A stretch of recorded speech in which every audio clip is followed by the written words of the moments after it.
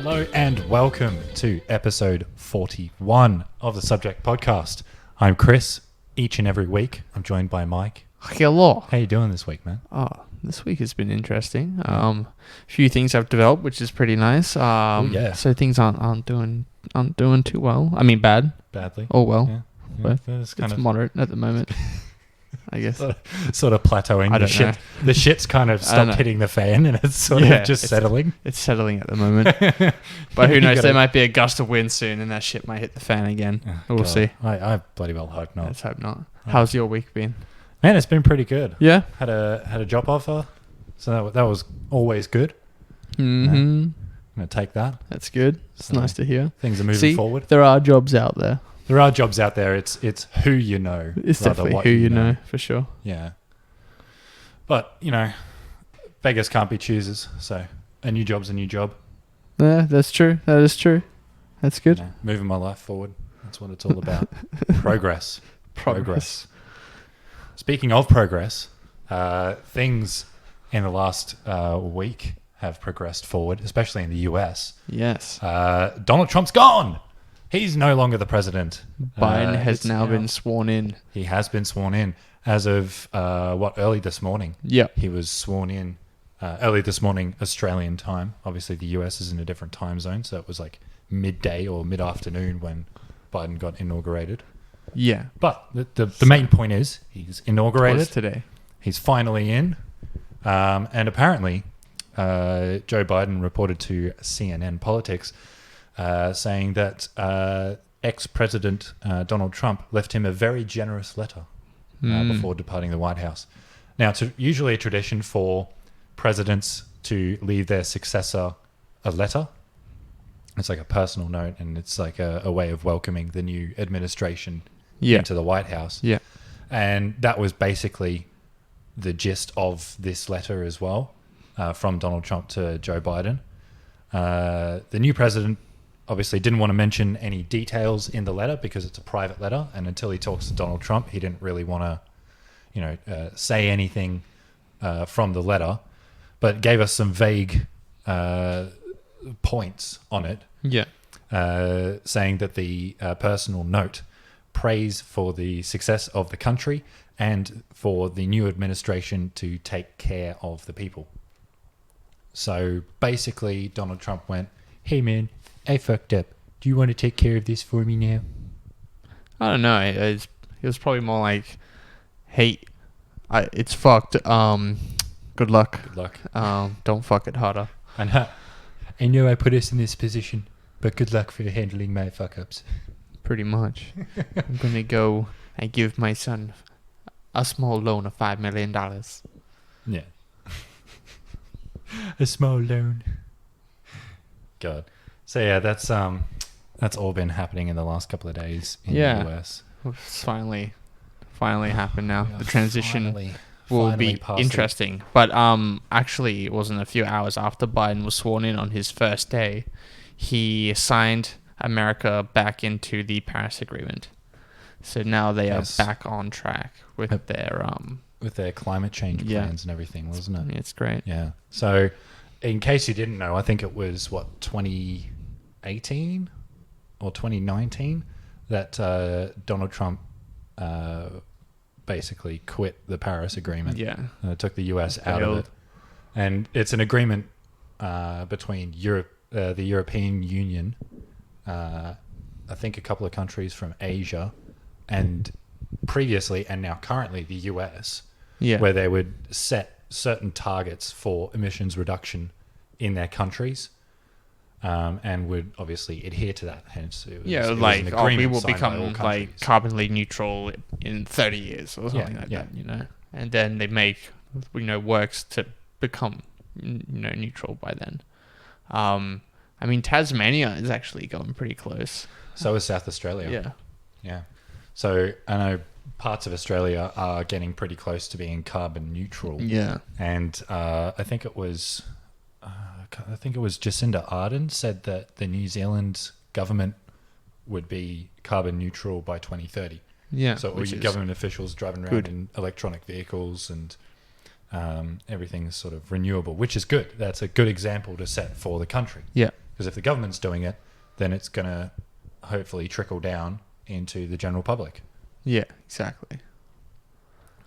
So yeah, that's what I'm keen for, is the new wave. There's a of large transportation. Large group of people in China that actually drive electric cars. A lot of the cars in China are electric compared to other countries, but actually compared to the Chinese population, it's nothing, which is interesting. I mean, there's what, like 3 billion people in China? I don't know. Something like that. That's It's a ridiculous number of people. A lot of people. And it's probably like something like 5% of the population that are driving around in electric cars, which, to be more fair, than some countries. 5% of 2, 3, 4 billion, however many people are in China, is still a huge amount of people, but it's like a drop in the bucket compared to, the world's population and China's population. Yeah, it's pretty crazy. It is, but it's good to see more people getting into electric cars. Yeah, I mean, I like electric cars. Oh yeah, instant torque. Some of them look pretty interesting. The Cybertruck looks interesting. Yeah. I think that was just a meme. I don't know if he was really intending to sell a lot of those. I don't know. I feel like some people have bought them. Yeah, people have put in pre-orders for them. That's so funny. And they've already paid for them as well. Yeah. So I'm like, they kind of have to make it now. Yeah. I mean, he follows through with his memes anyway. He does. Which is amazing. I love Elon Musk. Whether you want some short shorts or a flamethrower, it's not a flamethrower. It's specifically marketed as not a flamethrower. It's called not a flamethrower, but it is. Yeah. It's called the boring gun. Yeah. It's great. It's awesome. I love it. Such a great meme. He's sent a lot more satellites actually in his Starlink. I did hear about project. this. Didn't he send up like another 50 or so? Yeah, it was like 50 or 60. It's pretty crazy. He's actually looking at buying old offshore oil rigs to use as Starship platforms for launching. That makes sense because they're like out of the way of the population. They're in the middle of nowhere. Yep. I mean, what other place do you have to launch? It's like a couple of deserts in the middle of the US where there may be wildlife that you could injure. Or I think it's... What is it? A good idea. The launch pad in Florida that NASA uses. Yeah. But his Starship that he's developing is huge compared to a lot of the rockets that we fly now. Yeah, so I mean, it's going to need that extra space, surely. Exactly. He's also has donated $5 million to the Khan Academy. Elon has, which is pretty great. That's pretty cool. I mean, $5 million is like, what, a drop in the bucket for his wealth, for his net worth. But that's still $5 million that he's given away. Like, I mean, if someone gave me $5 million, I wouldn't be complaining. It's more than Jeff I'd be like, hey, you've got more money. Give me more money. Yeah. He said that he hopes that they do a lot of good with it, and the the CEO of Khan said that this is going to allow us to accelerate all sorts of content for their aspirations of all the subjects, from the kids to early stages of college. This will accelerate our science content, allow us to do more early learning, allow us to make the software and the practice that much more engaging, which is great. Yeah, well, that would be awesome, especially if you can make learning engaging for young people. They're going to find it interesting learning about a certain subject, instead of being like super not into being into class. Yeah, you have these awesome learning tools, and it makes things interesting and exciting and fun to learn. Well, so do you know about the Musk Foundation? I do not. Tell me about the Musk Foundation. The Musk Foundation is Elon Musk's own foundation where they support research into renewable energy, human space exploration, pediatrics, and science and engineering. So those are all the fields that they put funding into. I thought you were going to start talking about a makeup brand that Elon Musk had started. No, that'd be Musk funny. Foundation. So the Khan Academy is a non-for-profit that aims to provide, quote-unquote, free world-class education for anyone, anywhere. Oh, that's good. Right? That's awesome. So the students worldwide can utilize Khan Academy videos, which are translated into more than 36 languages. Wow. and they learn at their own pace. The resources, videos, practice exercises, and personalized learning dashboards are also used by parents and teachers. That's really cool.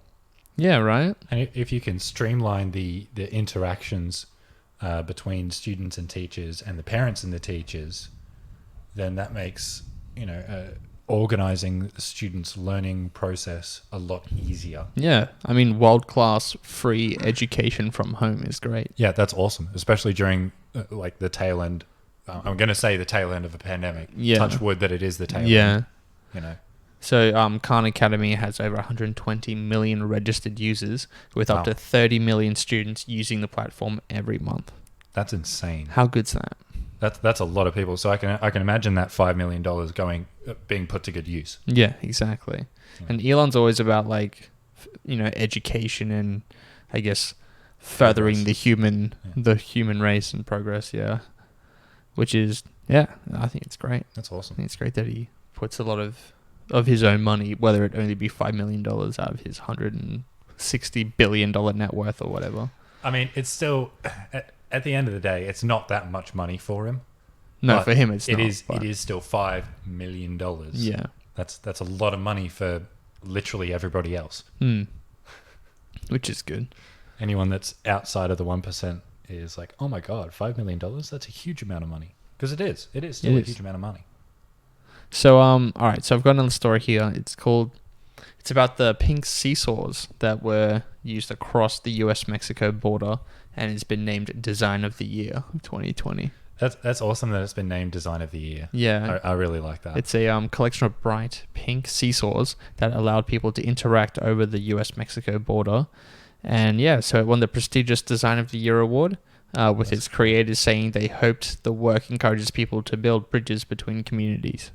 Which is great. I think it... Well, instead of building this gigantic wall that Donald Trump wanted to build between the US and Mexico, there's now seesaws through it. And I know that there's a private company that bought a stretch of land along the border so that a wall could not be built. Yeah.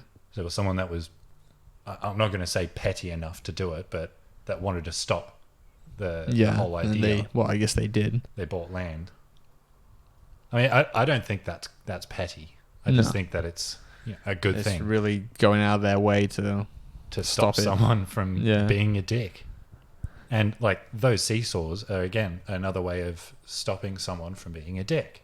Yeah, right. Because you can have that interaction between two very different cultures, but they're still living within a stone's throw from each other. Yeah, exactly. So, you're going to have communities that mingle and socialize between each other. Why not make that easier? Well, I mean, make it more interactive in a safe and playful way. Yeah, especially for the kids. Yeah, instead of forcing this fear-mongering between each other. So after a 40-minute session, people were describing the seesaws as symbolically important and also highlighting the possibility of things by the judging panel. They say that it's a possibility of things, the possibility of bringing everyone together, I guess. I mean, yeah, that's fair enough, but the possibility of things, can you can you be any more vague, please? That's interesting. That was so it stretches, let's see, okay, so it bridged across El Paso in Texas to what's it like, Ciudad Juruces? I don't know. Can I have a look? Yeah. I mean, Juarez in Mexico. It's one of the most dangerous cities in Mexico. It's Juarez is just insane. There's more violence, like gang violence there, than anywhere else in along the border between the US and Mexico. It's crazy. Well, it's good that they're bringing this in then, I guess. Yeah, definitely good that they're bringing those seesaws. Gangsters are definitely going to want to help stop the gangs. You know what I mean? Gangsters are going to forget about the conflict. They're just going to go, hey, Holmes, I just want to swing on the seesaw. Yeah, come on. Essay, let's go. You want to play on the seesaw, man? You can just imagine hardened criminals tatted up. Just on this little Hey, big Holmes, seesaw. don't go so fast. Excuse me while I just die in a corner real quick. Wow. But yeah, it's another interesting little thing that's happened this week. It's pretty cool. I was also looking into an interesting history about Jameson whiskey. So Jameson whiskey is like Jameson. it's pretty popular. I'd call it a bottom shelf whiskey, but I mean, it's not that great. It's pretty shit, but it's everywhere. Yeah, well, it's an easy whiskey to drink. So yeah, it is because it's gross. Just like not a whole lot of flavor to it. So this little history tour here. So I'll in a nutshell, I'll give you a overall listen to what the story is. I don't know. Here we go. Yeah. Let's just jump right in. So while on an expedition into Africa during the late 19th century, James Jameson, wow, what a creative name. Yeah, right. The heir to the Jameson Irish whiskey empire, reportedly asked to witness cannibalism in action. To this end, he purchased a slave girl and handed her over to men who murdered her and feasted on her flesh. What? While the grisly scene unfolded, Jameson is said to have sketched it out, later turning his rough illustrations into a series of watercolors. What the fuck? Yeah, right? What? Yeah. Huh? Kind of fucked up, right? When was this? 19th century. So only like a couple hundred years ago. 19th century? It was like in the 1888. Oh, okay.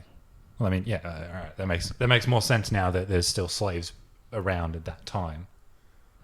So I was getting worried that it was going to be closer to today, but it's good to hear that it's way back when, way back in the old days. There was you can still buy people. Yeah, it's fucked. He it's kind of fucked up how he no shit. No, how he bought her. So okay, so he basically bought her with 6 handkerchiefs. What the fuck? Yeah. Were they at least intricate handkerchiefs? Were they made of some like gold silk or something? Not really. They were just bits of cloth. So according to the Aftivati or Dafit, said that a Syrian translator on the expedition to the Congo, Jameson expressed an interest in witnessing cannibalism in 1888. He was advised to purchase a slave girl, which he picked up for the bargain price of 6 handkerchiefs to the cannibals. So Jameson gave the 10-year-old girl as a gift to them. She was lashed to a tree, stabbed to death, and then hacked apart and devoured. Dude, that's fucked up.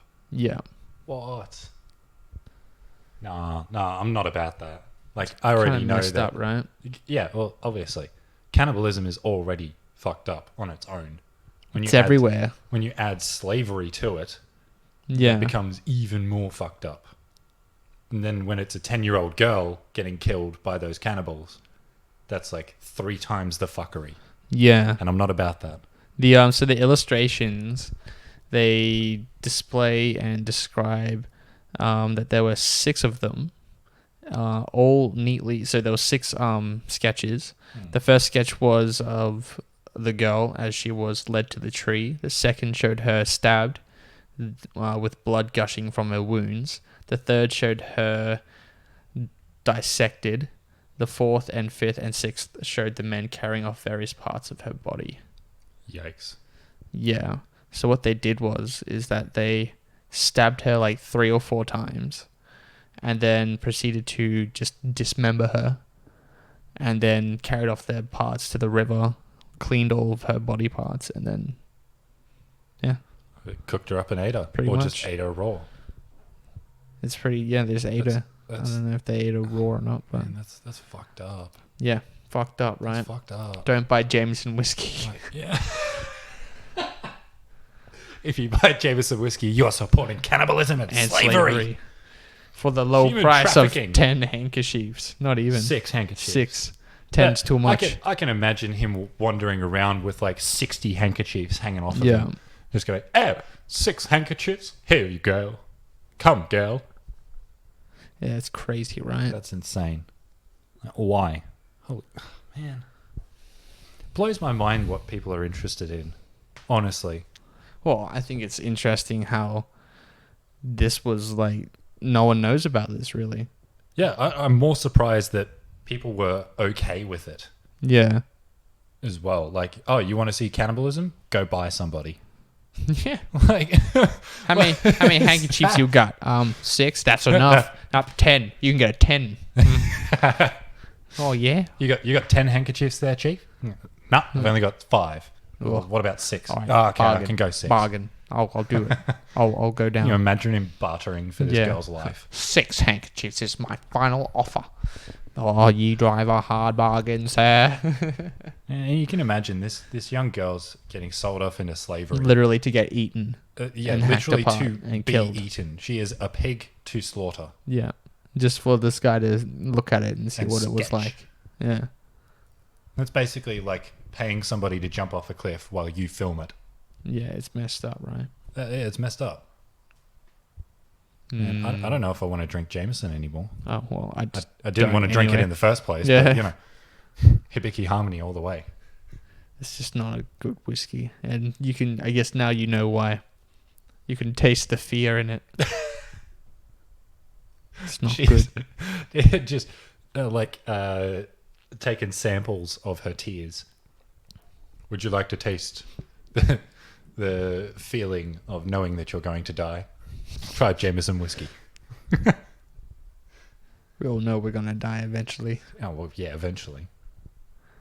All right. That's I think fucked up, man. that's all I've got. Damn, that's fucked up. Yeah. Changing tones. We're going from involuntary deaths to something that is, I guess, kind of voluntary. Mike, death? It's just death. I was looking at some old racing footage, and Yeah. if you guys know me personally, you know that I'm really into cars, It's motor and racing. bikes. I love my motorsport. It's Yeah. just awesome. I love it. And it got me thinking, man, there are some really dangerous races out there. And I wanted to sort of go over a few that I think are especially interesting or especially, I guess, influential and significant in the car world in general. Yeah. So first up on my list of 5, this is a top 5. This is another WtachSubject listicle. Here we go. Here we go. Jumping into it. At number 5 is Le Mans. Obviously, if we're talking racing, we've got to talk about Le Mans. Yeah. For Because- those who don't know what that is, though. For those who don't know what the Le Mans circuit is, it's held in France. There's a city called Le Mans, and part of the racetrack is a public road, Yeah. which in 1923, when the track opened up, it included that section of the public road, and all they do is basically just put barricades on the road and make the track that way. But that creates a really interesting racing surface. Because it's a public road, there's trucks and cars going down it every single day. So you've got undulations, you've got potholes, you've got painted It's not lines. a smooth road. It's not a racetrack. No. So racetrack tarmac is usually very flat, very uniform, so you get the best amount of grip from the car or motorcycle tire when you're mid-corner or when you're flying down the straight. The back straight at Le Mans is the road section, and that thing, cars get up to like 300 k's an hour going down that back straight, especially your like prototype cars that are doing the 24-hour races. Yeah. And you turn the clock back in time, you go back to 1923. These guys are in open wheel, open cockpit race cars with leather caps on. They're not helmets. They're just bits of leather that they're just wearing to keep their hair out of their face. Yeah. And when they crash, dudes die. Yeah. So there was lots of of people that died in the early days of motorsport, and especially at Le Mans, because the 24-hour race is so demanding at Le Mans that drivers just get exhausted and they make a mistake. And especially with the cars back then, they didn't have much in the way of electronic assistance, or at all. And so they hit the wall, they die, the car flips over the wall, hits spectators, the spectators die. So they closed them off for a few years. Yeah. Until they're sort of built up the safety barriers a bit more, because they'd taken a beating over the last decades. Yeah. And then they brought it back, and now it hosts the 24 Hours of Le Mans, obviously, where you got a lot of our high performance supercars come from nowadays. Like the Ford GT was made for that track. The GT40 was the original one that beat Ferrari at Le Mans, and Ford was like, we need to make a car that will beat Ferrari. There's a whole story behind that, and if you want to learn more about that, there's a great film with Christian Bale in it, which I think it's just called Ford versus Ferrari. Yeah, Ford versus Ferrari, yeah. And it's about that story, and it's an incredible story, and I would highly recommend you watch that. And the racing scenes that they have in that movie is amazing. So that's just some awesome little things there. And you got obviously the prototype racing and your general like Group A and like sedan class racing, where they grab like Mercedes old 190 E classes. You still talk about Le Mans? Yeah, this is still Le Mans. This is still so the these track. have different categories. They have different categories of races that are held all throughout the year. There's the MotoGP is held there. Formula One is held there. Obviously, you have all your endurance racing that is there. So this is a very popular track, a very well-used track, and it's one of the oldest running tracks in the world. Yeah. Nice. Which is awesome. Next up on our list, number 4. I think if you're Australian, you know this track, or you've at least heard it. Bathurst. Bathurst, yeah. Mount Panorama in New South Wales, Australia. What a course. It goes from long straights down the mountain to the home straight to really tight corners coming up the mountain where there's space for maybe 2 cars side by side. But it's like you are touching wing mirrors at that point. And this racing series, well, at least Bathurst, held the Group A racing series. And in Australia, Group A was pretty unrestricted. I'm not going to lie. Like, there was Ford Falcons racing next to Mini Coopers. Yeah. And so the Ford Falcons would just take off down the straights because they got these big V8s. But then the Mini Coopers would reel them in coming up and down the mountain. So to make the racing really tight and really exciting for the viewers. Yeah.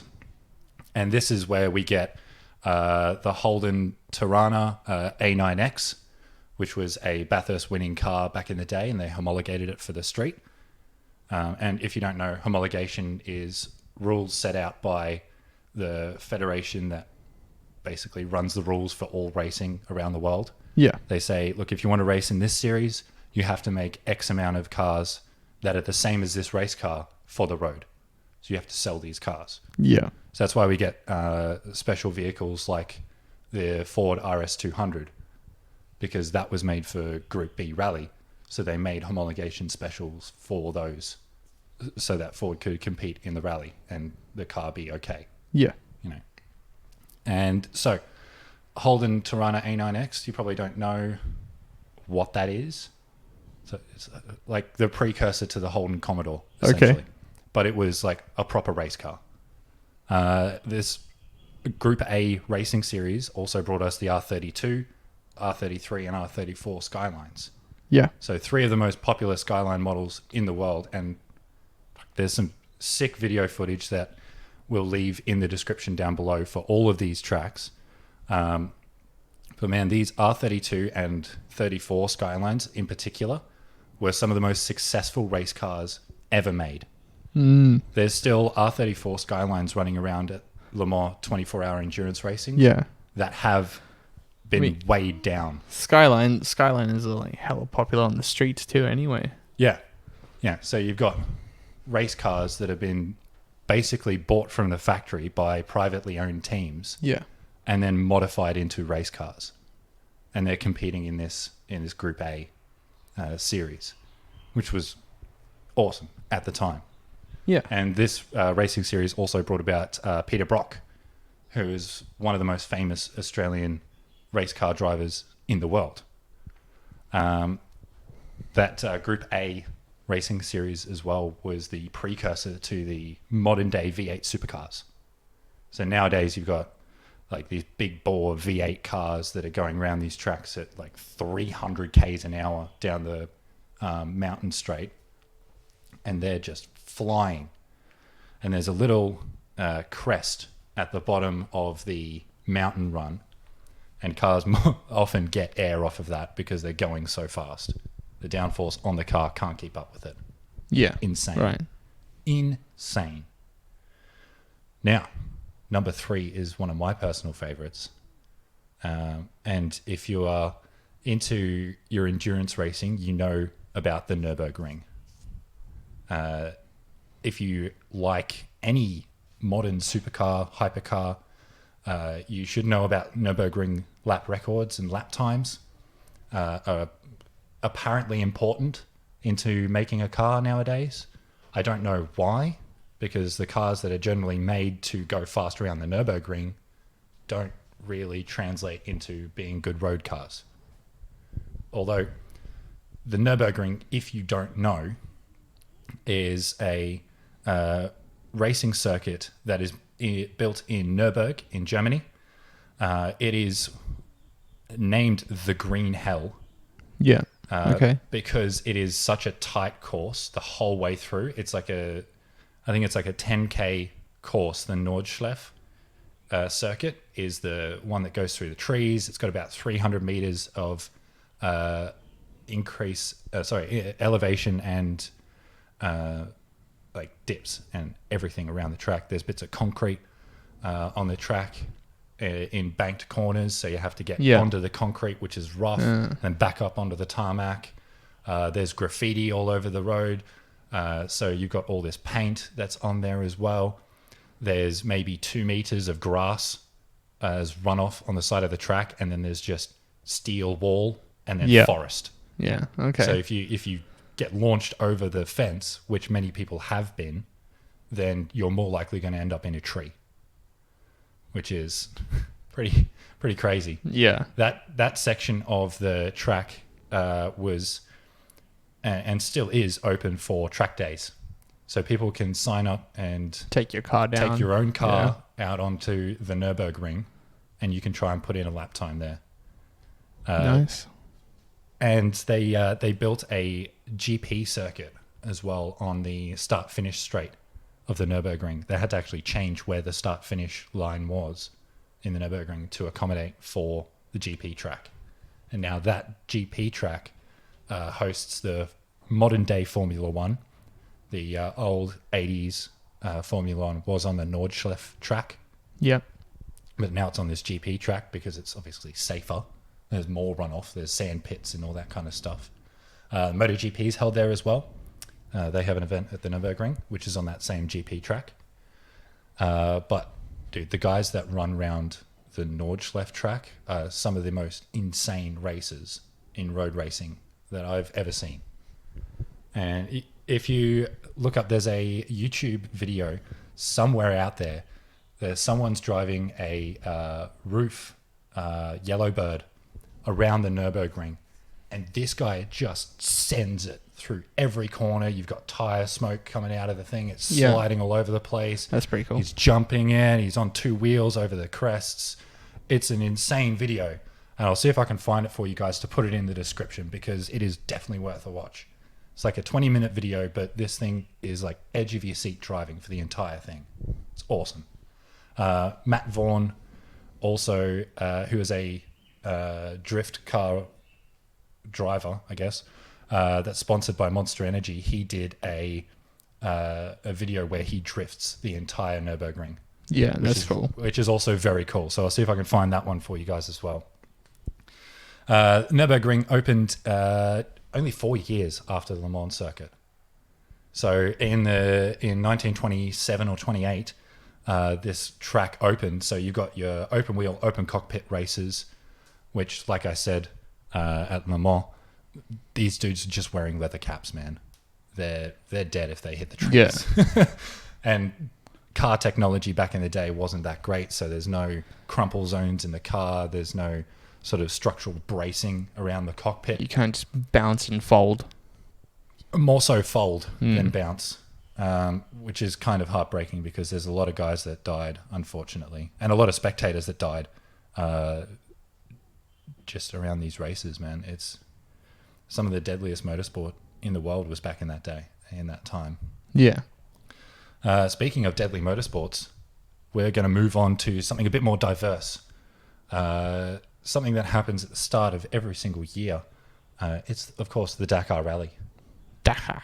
This is one of my favorite rally races because it's a rally raid. So there's no actual like road that they drive down.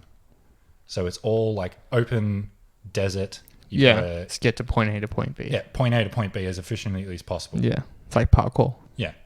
And they have multiple segments in this rally. So there's a truck segment, there's your unmodified 4x4s, there's your modified 4x4s and buggies, your quad bikes and your motorcycles.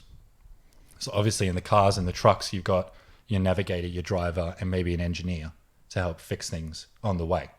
But if you're on the quad bikes or on the motorcycles, it's just you. And there's been a few guys, especially in recent times, that have unfortunately come off bikes and hit rocks and have passed.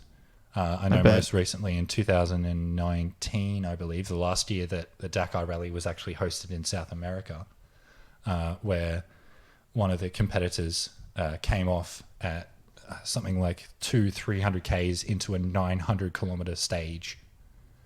It's like these stages are no joke, man. And he just lost concentration for a split second. His back tire kicked out and got thrown off the bike straight onto a rock and broke his neck and died. And more often than not, other competitors will stop to help you, especially if you're on a motorbike. Yeah, like good.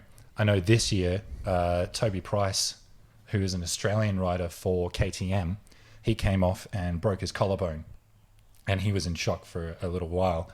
A couple of other riders stopped and braced his shoulder and waited for the medical evac to come and get him. They lost about 15 minutes of time in that stage, but because of the rules and the judges and everything, they were rewarded that time back. That's good. So you don't tend to lose time if you actually help people on the Dakar Rally, which is, I find, really good. And it also means that people are more motivated to stay safe, which is always good. This is also one of the only rally events that has moved location throughout its history. Yeah.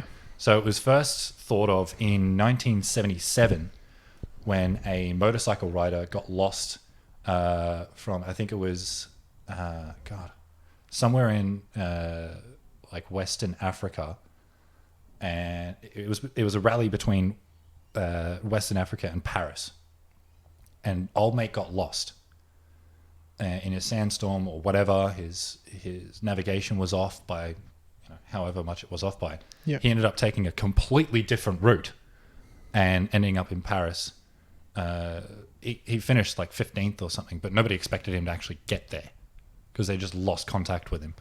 And he just disappeared. That's weird. And so he described the route that he took, and that was the Paris to Dakar Rally. So that was its first iteration in 1979 until 2007, where it was held between Dakar in Western Africa to Paris. Then they had to move it because people kept getting stopped by bandits. People trying to rob the guys of the cars and of their equipment. So they moved it to South America between 2009 and 2019. It was held in South America. Same problem happened in South America. They kept getting robbed. I believe that. Yeah. So they moved it in 2020 to Saudi Arabia. and it's now been held for the last couple of years in Saudi Arabia, which is, I've got to say, where they hold the rally, it's beautiful. Like I'll leave a link for a YouTube video that just shows you highlights of the Dakar Rally from 2019. Some of the places that they go to are just breathtaking, and you see this guy just riding in the desert, just going over these whoops and sand dunes. This helicopter's panning with him, and it just pans up, and you see ocean, just on the other side of him. It's breathtaking, absolutely breathtaking. It's held over 13 stages. It's a 2-week event, so the drivers and the riders get 1 day of rest, but when they're on for at least 800 Ks a day. So that's a lot of distance you got to cover, a lot of navigation that you got to go through. And especially with the riders, they've got to keep winding their navigation notes. So they don't have anything digital on there. There's no GPS. There's no like satellite positioning at all. You've got your notes, and you just keep scrolling that up. It's literally just a piece of paper that you keep scrolling through. Fair. So it's a very difficult race. It's interesting. Very dangerous race as well. But at the end of the day, you're rewarded by knowing that you've accomplished that kind of feat. You would hope if you got lost, someone else might get lost, and then they find you. Oh yeah, dude. When you're opening a stage, it's so easy to get lost because there's no tire tracks. Because it's like the start of the morning. If you're the first 2-3 riders out, you've got maybe one tire track to follow, and that's it. And you don't know if that guy's going the right way. So you've got to consult your notes and try and make sure that you're going in the right direction. But if you see that split off, you go, "Oh, is that the right way? Are my notes off?" Like you have that one split second of self-doubt, what's going on, but you have to be still on. You have to make a decision like that. Are you going to follow those tracks, or are you going to go where your notes tell you to go? Yeah, exactly. So that's what I think makes the Dakar Rally interesting to watch, is the room for error in navigation. Yeah. Which makes the decision making of the riders and the competitors very interesting. Which I really like. Yeah, that is interesting. It's like a survival kind of. Yeah. Race in a way. Yeah, kind of, yeah. And it's just awesome, man. And number one, if we're talking deadly races, man, this is one of the most dangerous motorsport events in the world. If you like motorcycle racing, you immediately know what I'm talking about when I say middle of the ocean between Ireland and Britain, there lies an island. That island has a 60-kilometer course on it. Of course, talking about the Isle of Man. Of course. The Isle of Man Tourist Trophy has been running since 1907. It's the longest continuously running motorsport event in the world. So since 1907, what's that? 113 years. Yeah. Which is insane to think about. No, 14. It's 2021 now. You're right. It's 114. I'm getting lost in my years. 114 years that's been running. Normally, people take about 20 minutes to get around. One of the new lap records for the Isle of Man TT has been set by an insane gentleman. Let me see if I can find the info here. I've got your boy, Peter Hickman, on his BMW S1000RR in 2018, set a 16-minute, 42-second lap time, averaging... Okay, this is the insane part, right? Averaging 217.9 kilometers an hour. And if you don't know, the Isle of Man is completely public roads. There is no track element to it. It's on a public road. And in England especially, there's not a whole lot of space on the roads. So you've got literally tarmac, sidewalk, and cobblestone wall on the other side of the sidewalk. There is no runoff. Often you'll get buildings flying past at the edge of the road, and riders, when they make a mistake, because eventually someone's going to make a mistake, they come off. More often than not, they're dead as soon as they hit the wall. Mm. Because if these riders are averaging 200 k's an hour, That's fucking fast. that's fast. Yeah. And especially on the Isle of Man, especially there's a lot of crests and a lot of dips in the road, because it's an island. Yeah. So you got to try and accommodate for all these dips and twists and turns. And being a public road, there's heaps of painted lines on there. So if you're trying to follow an apex into a corner and the road's a little bit damp and you hit that paint, that immediately means that you lose traction. And that could mean you go into a wall. That could mean you go into a slide. That could mean you just get spat off immediately and just thrown into barbed wire and decapitated, which has happened, by the way. It's just a very, very scary race. And about between 1907 and 2019, there have been 151 rider deaths on the Snaffle Mountain Course alone during practice or the races, and about 260 deaths all up. That's just competitors. Yeah, that's a lot. And that's not including the It's like spectators. at least one a year. That is at least one a year. And in 1970, they had their deadliest year ever, where 6 competitors died in the race, just in that year. And that the Isle of Man is usually a staggered start, so it's like a time attack, like rally stages are normally in your World Rally Championship. So you have one car at the front, they go, you wait about 30 seconds, next guy goes. But there are group races where it's a standing start from the start line. You have about 8 to 10 riders all packed onto this tiny little single carriageway lane, essentially, and they're flying down there at 150, 200, 300 k's an hour. Yeah, catching that's air. crazy. And they're literally rubbing elbows next to each other. Yeah. It's an insane race. I will leave a link in the description down below showing you video footage from 1970, from the deadliest year. This actually shows a couple of crashes. So viewer discretion be advised. As well as for like all these other videos, because there's a lot of crashing that happens in motorsport.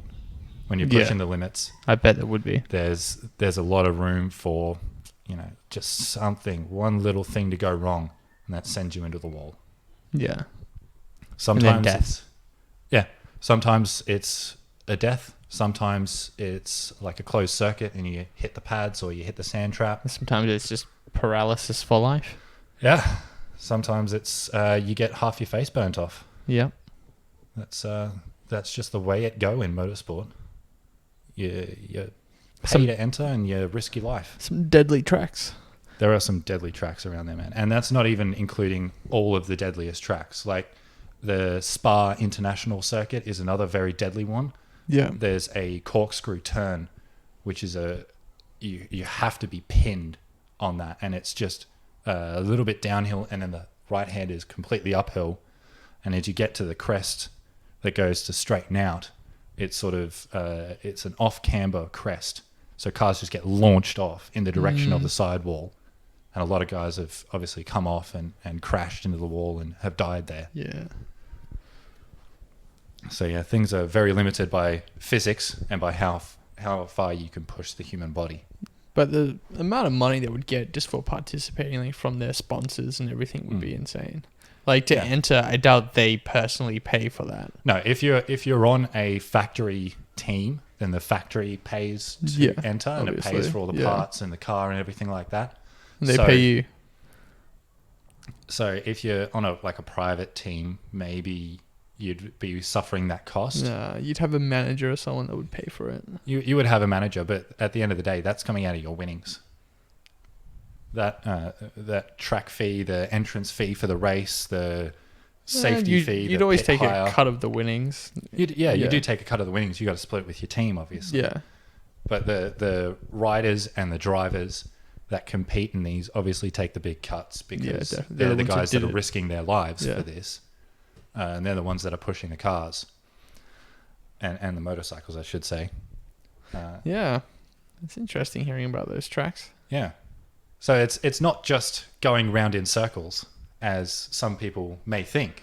Well, depending on the track, it is. Depending on the track, And yeah. I guess Like in a way it is. It's just going from NASCAR. start to finish, and then NASCAR it's is the the same track. most boring form of motorsport ever, and the Indy 500 can't stand it.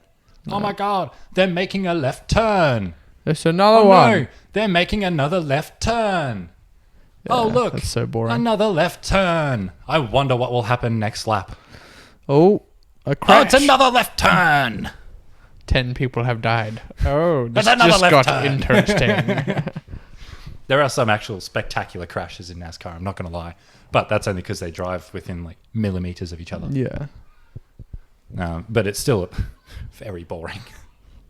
If you want to watch some interesting racing, definitely have a look at the Isle of Man TT, because that is some of the most insane motorcycle racing that you will ever see.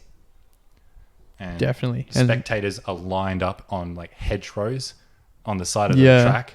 I think like I think you've probably seen a couple of videos yeah, I on, think on Instagram. through or like something. Facebook It's and just social media, there's probably fast. been a lot of these little videos going around of intense racing, knowing where the race is or not, but seeing it is pretty insane.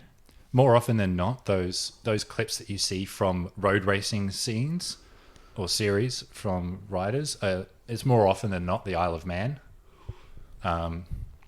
Especially if you're seeing someone coming up over a crest and catching air in the pissing rain. Yeah. That's that England. That's just the Isle of Man. So those dudes are insane. And the funny thing is, there's a MotoGP rider, I think it was Nicky Hayden, that tried to go from MotoGP to compete in the Isle of Man. And he's a world-class MotoGP rider, best in the business. Yeah. He went to the Isle of Man and lost. It's just a completely different Well, it would kind be. of It's a different kind of track. race. It's Well, not only Oh, that, yeah. it's a different surface, it's a different mentality. You've got different reaction times. yeah. And it's such a long course, man. It's 60 Ks of just constant turns and undulations and painted lines. So it's 15 minutes Definitely of like intense. the most concentrated you will ever be, ever. And then after it's done, you're like, oh man, that was insane. Oh, Johnny didn't make it. Yeah, that's what happens.